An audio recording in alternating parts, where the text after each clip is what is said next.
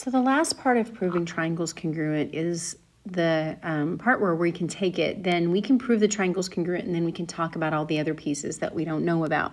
In the beginning, we talked about it takes all 6 pieces, 3 pairs of congruent sides and 3 pairs of congruent angles to prove that triangles are congruent. And then we found out, no, it doesn't take all 6. All we really need is 3 in the right order.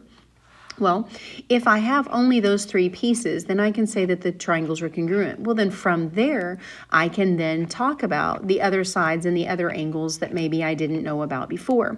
What that's called is corresponding parts of congruent triangles are congruent. So here's what this means. The corresponding parts are parts that are in the same location of the triangle. The triangles are congruent of congruent triangles. So if we have the pieces of congruent triangles, basically here's what it means. The pieces of the triangles, if the triangles are the same size, then all the pieces of the triangle are the same size. They're all the corresponding parts are congruent. So this is just a fancy way of saying that if the whole thing is, if you know that one triangle is congruent to another triangle, then you do know that all 6 sides, that all 3 pairs of sides are congruent and all 3 pairs of angles, all 6 pieces are congruent to their corresponding part.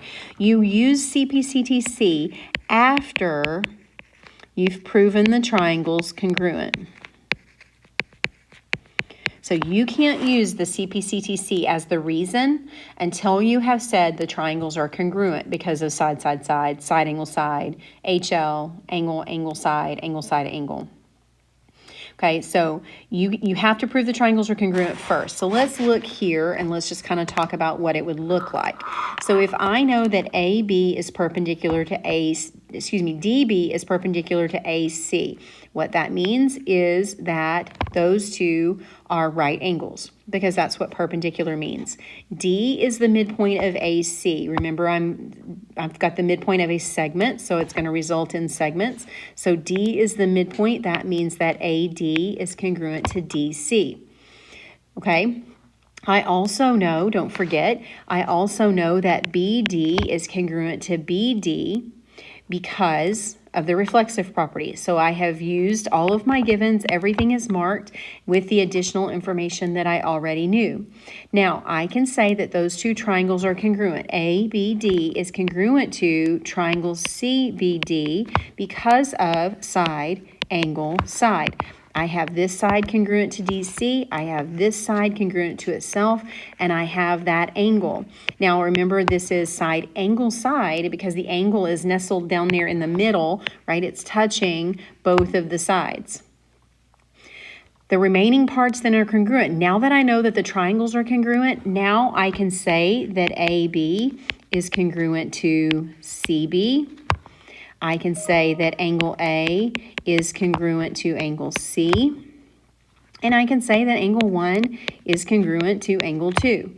Because I had 2 sides already, I needed my 3rd set of sides. I had 1 set of angles, and I needed my other 2 sets of angles. So now I can say any of those are congruent by Cpctc. And in fact, then there are lots of other things I can say. I can say this triangle is isosceles. I can say that BD is an angle bisector. So there are lots of things that you can say once you know all 6 of those pieces.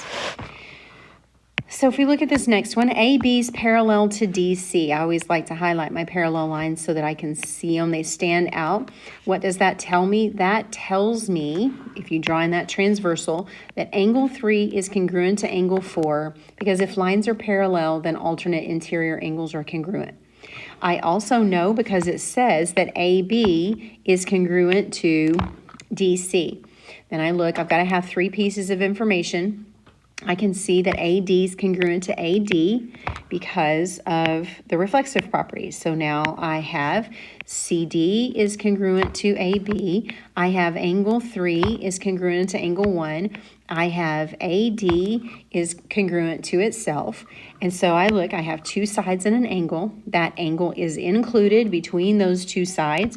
So these 2 triangles are congruent. ABD, look at how you went A to B to D, and then match that up, is congruent to triangle DCA by side, angle, side. Now that I know that those two triangles are congruent, I can talk about all the other leftover pieces. So I've got my two sets of sides. I need my third set. So AC is congruent to DB. I know that angle 2 is congruent to angle 4, which I could use then to say that AC is parallel to BD. And then I know that angle C is congruent to angle B. So now I've got my 3 sets of angles and my 3 sets of sides that are congruent. So let's look at what this looks like in an actual proof. So C is the midpoint of AD and C is the midpoint of EB. So I'm going to shorten this just for space. C is the midpoint of AD and EB. I know that because it says so. It's given. That is given information. So these are segments. Remember, when I have a midpoint of a segment, it results in segments.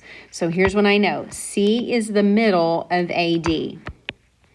That means that AC is congruent to CD. So I marked that. I also know from that same thing, C is also the middle of BE.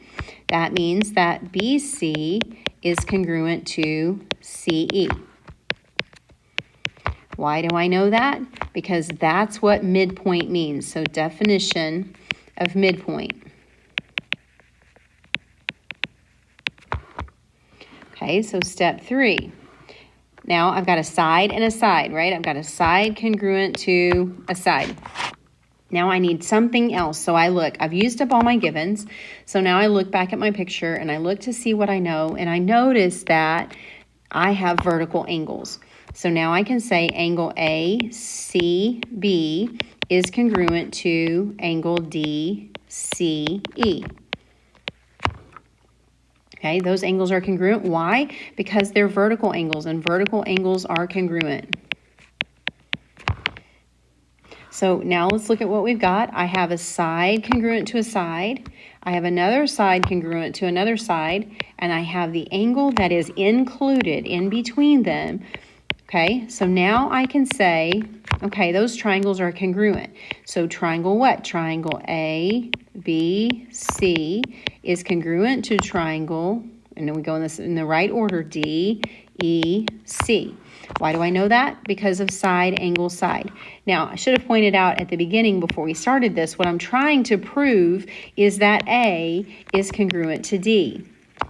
Well, now that I know that those triangles are congruent because of the 3 pieces, now I can talk about all the other corresponding parts. So now I can say angle A is congruent to angle D because of corresponding parts of congruent triangles, which they are congruent. When you are writing Cpctc, think corresponding parts of congruent triangles are congruent. Don't just memorize this so that it helps you understand what Cpctc stands for. Now, there are a lot of other things I could have said. AB is congruent to ED, B is congruent to E. I could have said any number of those things, but what I asked you was to prove that A is congruent to D. So let's look at this one. First thing I know, I'm going to write my statement first.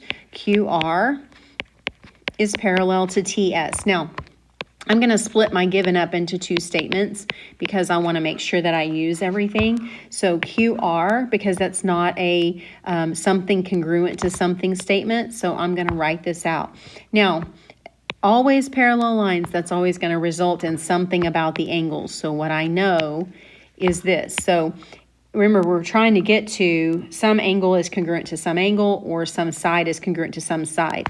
This statement doesn't say it, but it does lead me to it. I can say that angle RQS is congruent to angle TSQ. Okay, so I know that these 2 angles are congruent. Why? Because if lines are parallel, which I just said they were right here, right? I just said they were parallel. If lines are parallel, then alternate interior angles are congruent. Okay, whatever you say first, that's what goes first in the sentence. So I know that my angles are congruent. I've used up that part of the given. Then I go and look and see what else I know. I'm going to go ahead and use my given. There are other things you can do, but angle R is congruent to angle T. Why do I know that? Because it says so. Given. I'm going to mark it though. R is congruent to T.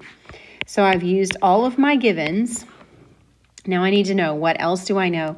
So I look back at my picture and I look, oh, I see this QS is congruent to QS because of the reflexive property. QS is congruent to QS because of the reflexive property. Now I have 3 pieces of information. That's all it needs. They're in the right order. So I look, I have an angle congruent to an angle. I have another angle congruent to another angle, and then I have a side congruent to itself. So I have 2 angles and a side. I have to decide, is it angle, side, angle, or is it angle, angle, side? So I go back and I look at my picture.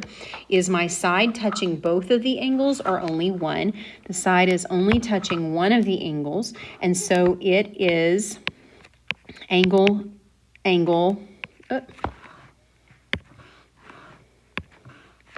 angle, angle, side. And I would say triangle TSQ is congruent to triangle RQS. TSQ and RQS. Okay, now I've proven the triangles are congruent, but remember what I was trying to prove is that QT is congruent to RS. Well, now that I know that these 2 triangles are the same size, that tells me that QT is congruent to RS. Why is that? Because if I have said that those triangles are congruent, my corresponding parts of those congruent triangles have to be congruent too. Cpctc. Notice that Cpctc always comes after you've proven the triangles are congruent. You have to prove the triangles are congruent first before that you can use the